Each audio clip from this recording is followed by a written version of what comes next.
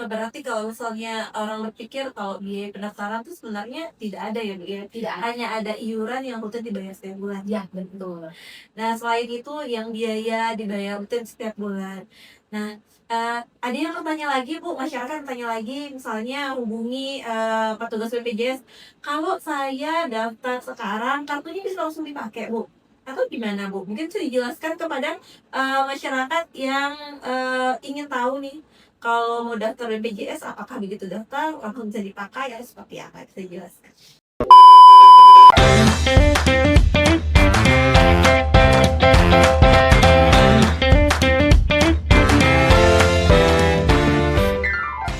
Kalau untuk segmen peserta mandiri Sobat JKN, dia menunggu 14 hari seperti itu. Jadi apabila didaftarkan hari ini, 14 hari ke depan baru dia bisa membayar iuran dan aktif baru bisa digunakan.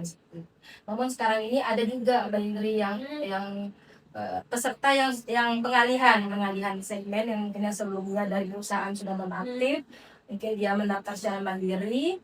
Jadi itu ada yang tanpa 14 harinya, tapi dengan ketentuan iurannya itu akan kebaca sejak nonaktif kayak gitu. Nah, terkait pendaftaran peserta nih, Bu, pendaftaran peserta. Eh, Kebutuhan pendaftaran peserta ini kan kadang-kadang ada masyarakat yang bilang, "Saya mau daftar peserta BPJS tapi saya nggak mampu. Kira-kira saya bisa nggak daftar jadi peserta, JKN, yang dapat, biaya dari, tanggungan pemerintah yang seperti Iya. dibilang tadi?" Iya. Itu kalau mau daftar jadi peserta peserta apa, yang ditanggung oleh pemerintah, itu syaratnya apa saja, Bu, ya?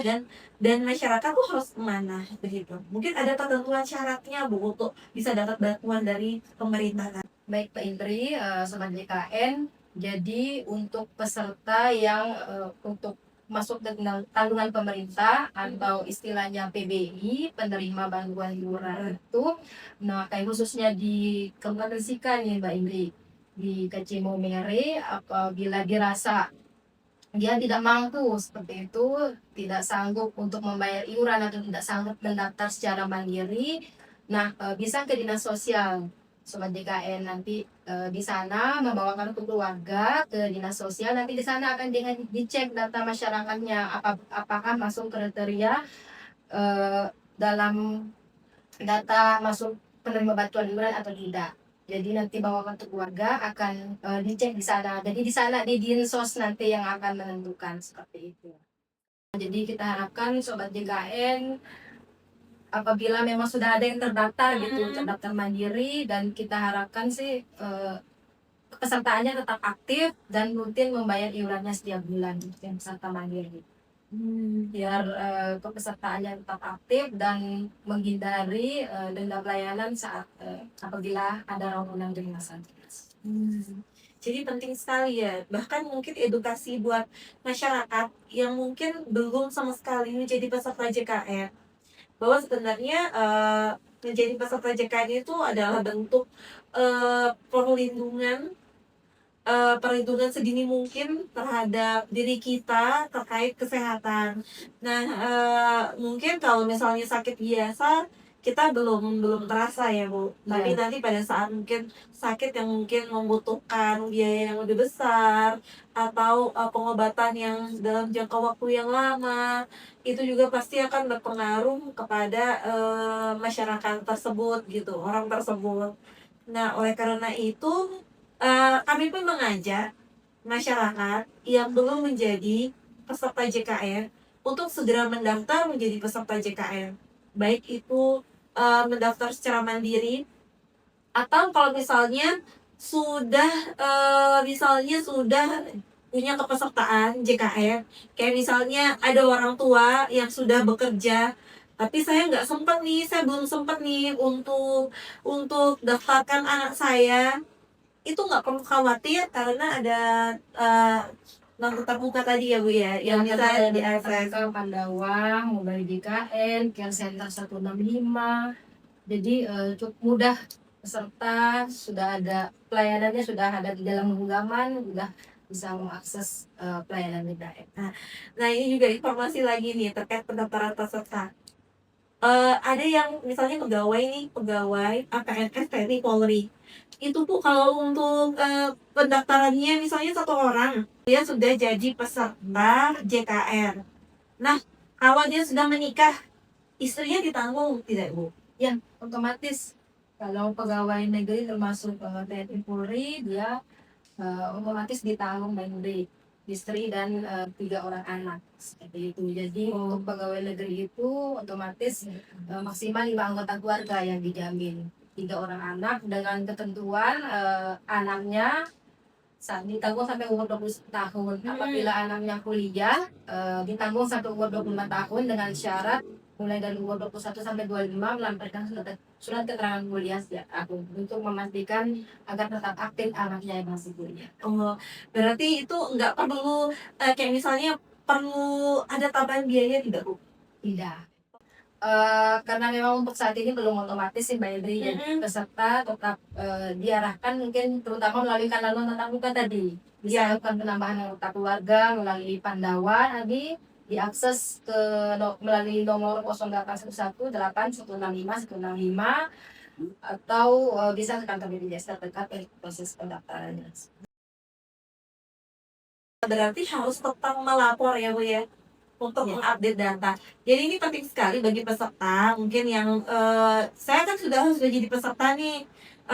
Udahlah sudah jadi peserta, nggak perlu ngapa-ngapain lagi. Biar diurus semua, nanti otomatis by system semuanya udah tahu gitu. Tapi ternyata nggak semua by system juga ya. Jadi peserta ini juga diharapkan aware ya, Bu, ya. Maksudnya perhatian atas kepesertaannya, peserta saya aktif apa tidak, mengecek keaktifan pesertanya. Terus kalau misalnya ada perubahan anggota keluarga, kayak misalnya menikah, maka melaporkan kartu keluarga terbaru, sehingga istrinya bisa menjadi peserta JKN. Dan ketika nanti mungkin sudah punya anak pertama, kedua dan ketiga itu bisa melapor juga ya, Bu, ya? Iya, dan otomatis juga nanti terdaftar untuk anak sampai anak 3. Oh ya, siap. Mungkin ada lagi, Bu, yang mau disampaikan terkait pendaftaran peserta nih, yang mungkin kadang sering peserta yang datang mau mendaftar peserta, apalagi nih pesan atau informasi penting nih yang harus diketahui oleh masyarakat yang mau mendaftar menjadi peserta JKN. Baik, terima kasih Mbak Indri dan Sobat JKN. Izin menambahkan informasi juga kepada masyarakat semua agar dipastikan kepesertaan JKN-nya aktif, Sobat JKN. Jadi di sini kita tidak hanya peserta hanya memegang kartu, tapi dipastikan kartunya itu aktif seperti itu. Dan terkait pendaftarannya dan pastikan anggota keluarganya itu sudah terdaftar dan sudah memiliki kartu pesertaannya agar nanti saat menggunakan kartu atau memanfaatkan fasilitas kesehatan sudah tidak perlu khawatir lagi akan pelayanan kesehatan, akan biayanya seperti itu. Jadi program JKN ini cukup penting dan memang sangat bermanfaat untuk seluruh masyarakat Indonesia. Mungkin kalau misalnya ada lagi nih yang mau ditanyakan terkait informasi peserta JKN, Sobat JKN bisa mencari tahu langsung ke kantor BPJS Kesehatan ya, Bu, ya? Iya. Atau ke layanan BPJS Kesehatan lainnya yang kami punya, misalnya ada layanan jemput bola seperti BPJS keliling, terus ada EPP juga kalau di Kabupaten Sika setiap hari Senin dan Selasa itu ada di Mall Pelayanan Publik Kabupaten Sika. Jadi bisa nanti datang ke sana untuk tanya informasi terkait pendaftaran peserta tadi.